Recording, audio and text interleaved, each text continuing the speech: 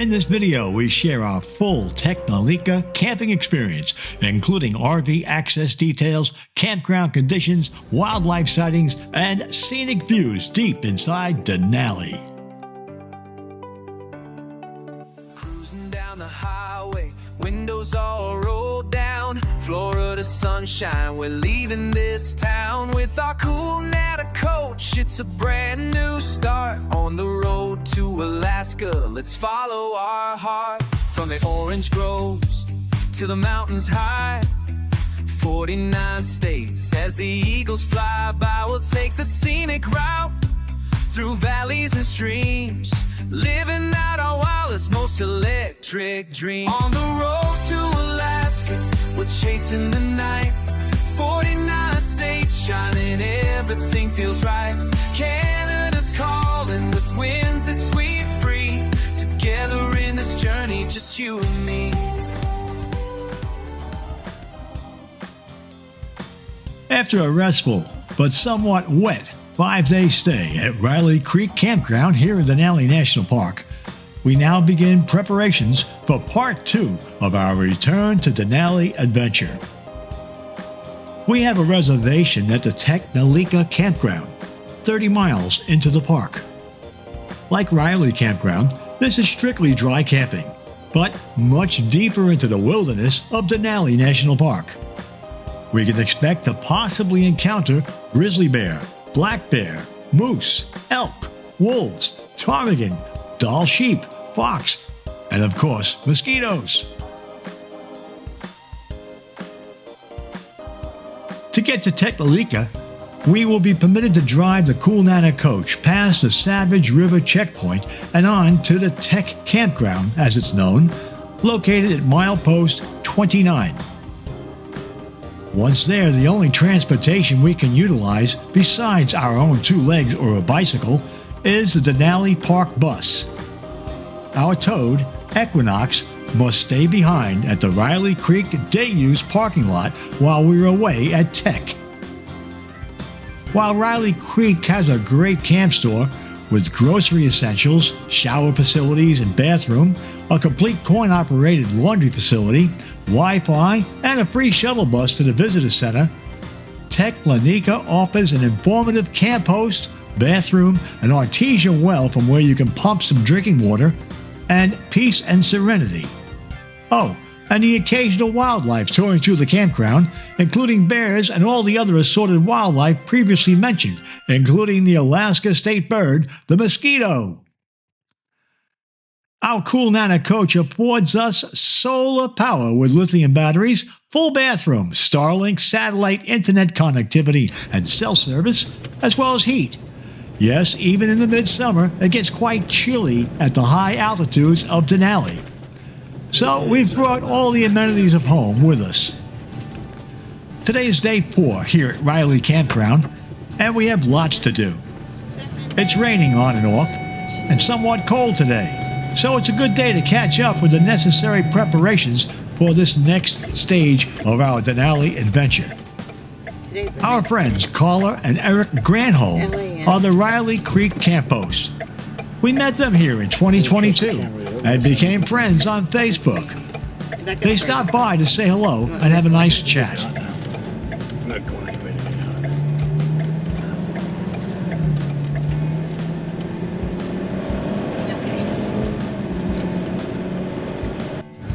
Now, it's off to catch up on our laundry at the Mercantile store here at Reilly Campground. It's been nearly 2 weeks since we've done laundry, and this will be our last opportunity for at least the next 2 weeks. We bring Equinox to the day-use parking lot, where it will remain for the duration of our stay here at Denali. Then we take our Cool Nana coach and dump the black and gray tanks, fill up our fresh water tank, and head out to a propane station about 6 miles south of the park to fill our propane tank. It's then off to the Three Bears store, some 16 miles north of the park in the nearby town of Healy, where we restock our groceries and fill our gas tank.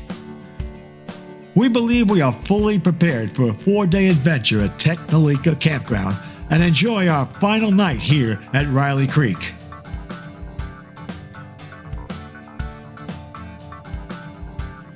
The next morning brings us a gorgeous day. Clear skies and bright sunlight as we leave Reilly Creek Campground and head toward the Savage River checkpoint. But we first find several cars and a park bus stopped on the side of the road at mile marker 9. The snow-covered peaks of Mount McKinley, some 120 miles southwest of us, are clearly visible from this location. Only 33% of the visitors to Denali National Park ever see Mount McKinley, and right now its snow-covered peaks are shining brightly in the sunlight. After catching a few photos, we continue 6 more miles to the checkpoint and speak with the ranger, who confirms our reservation as tech and gives us the necessary instructions for us how to proceed.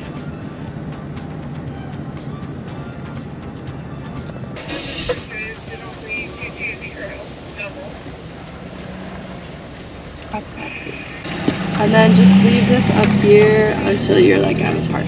Okay. All right, cool. Have fun. Thank you. Yeah, of course.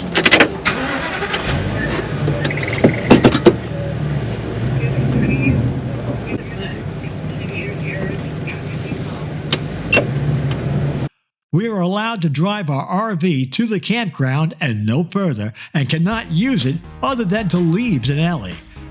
The Denali bus is available for us to venture deeper into the park. Here's the end of the pavement. The landscape views begin to change immediately as Cool Nana climbs the gravel dirt road up a steep hill for its lengthy climb.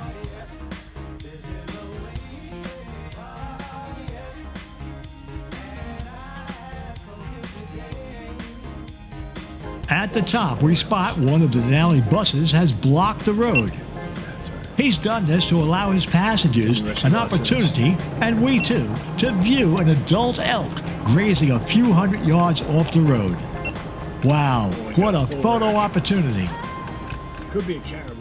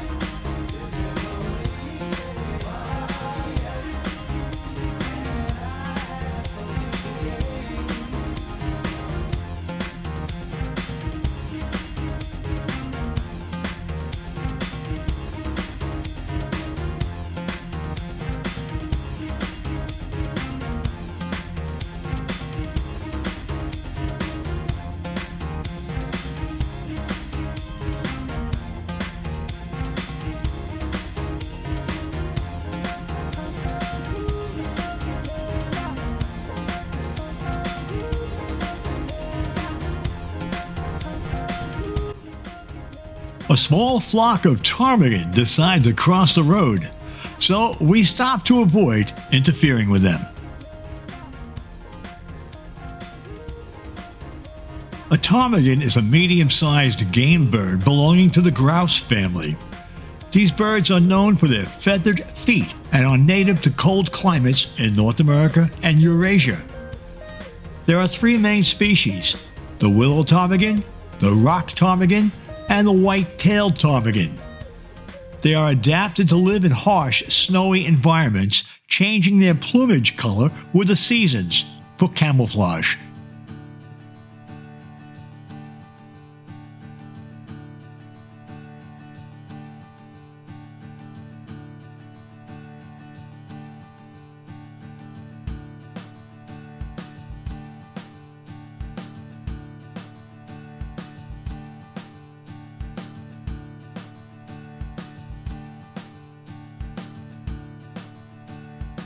The road is good, but it's gravel and dirt, and the speed limit is 35 miles per hour.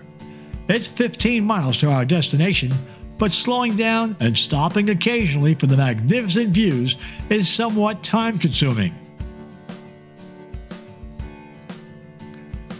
We eventually arrive at Teklanika. The very first thing we notice is how quiet it is. We check in with the camp host and get instructions on selecting our campsite.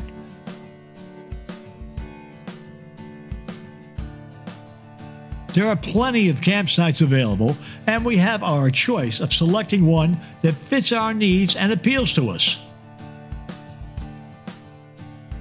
The campground has 53 campsites. The maximum length of an individual RV or camper trailer is 40 feet at this park.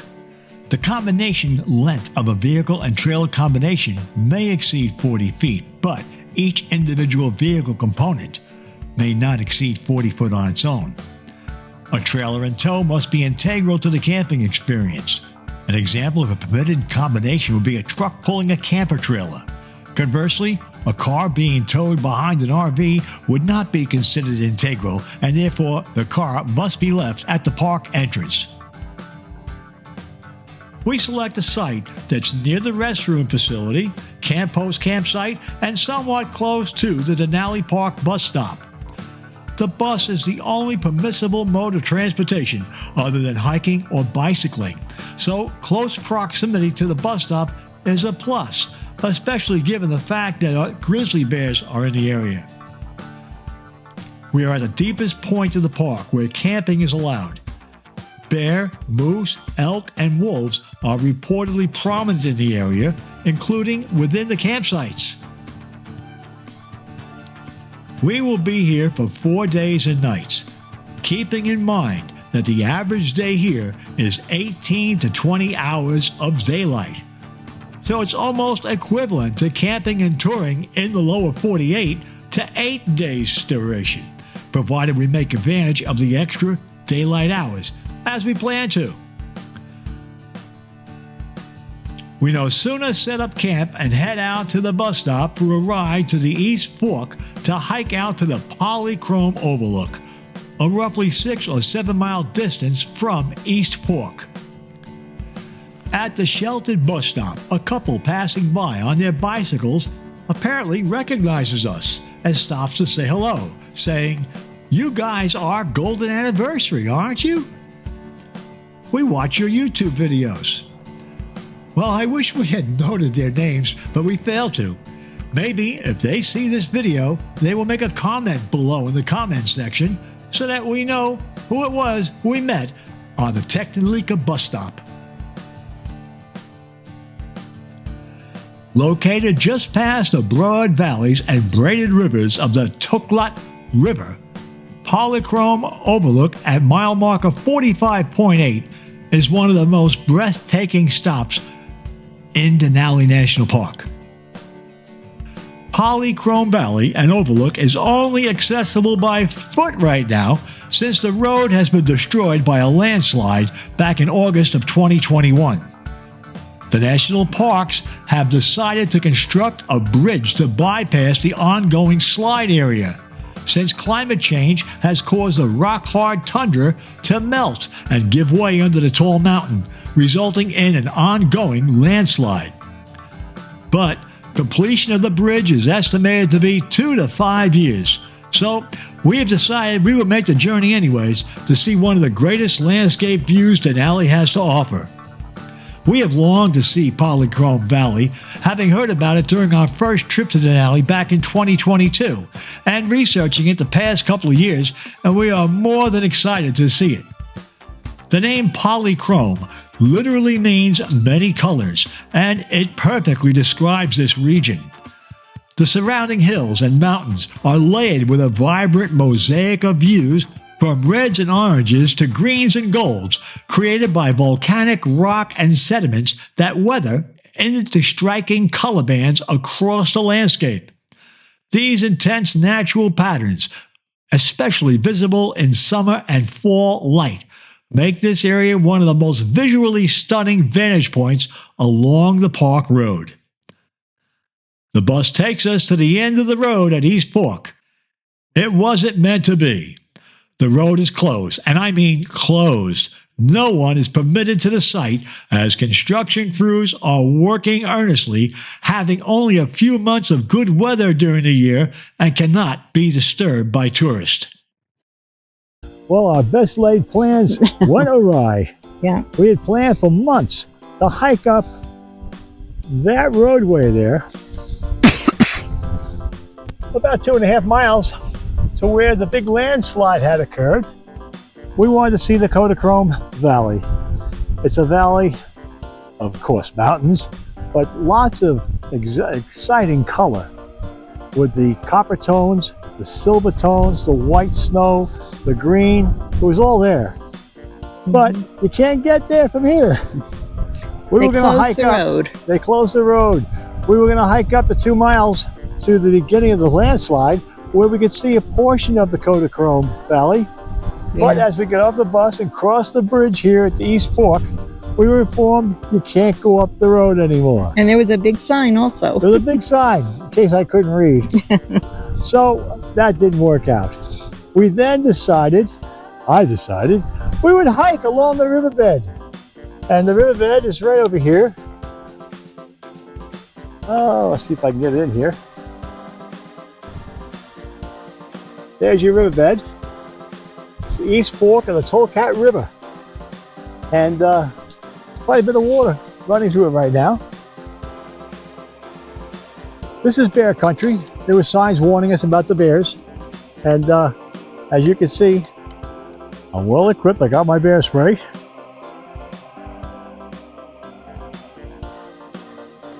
Beautiful scenery, unsurpassed by anywhere else I've been to.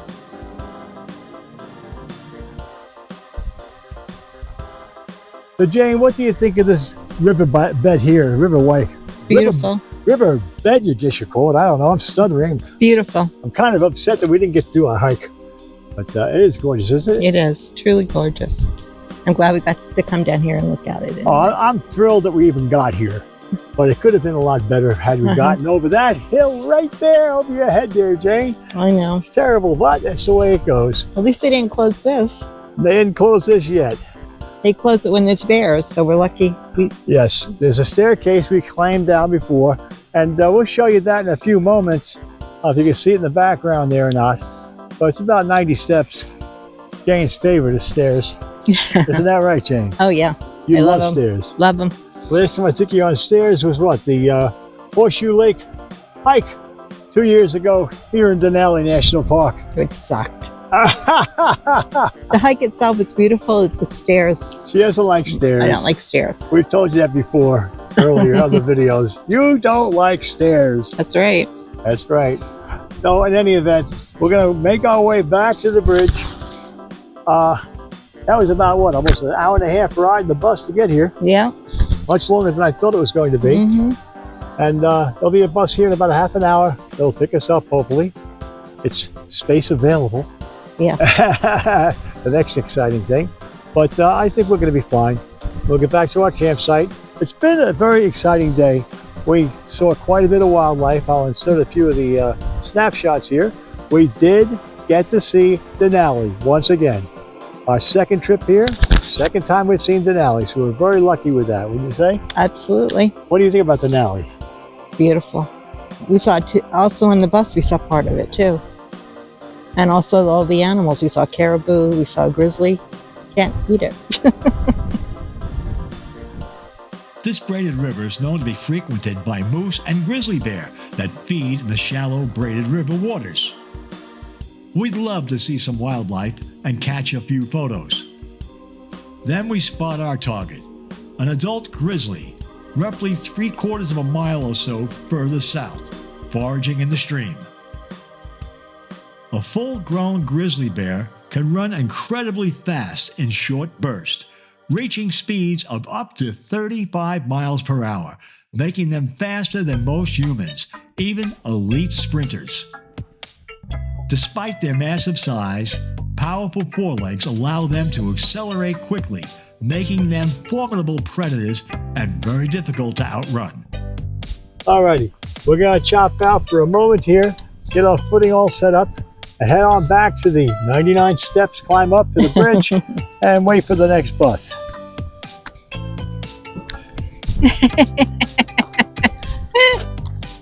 I'll see you.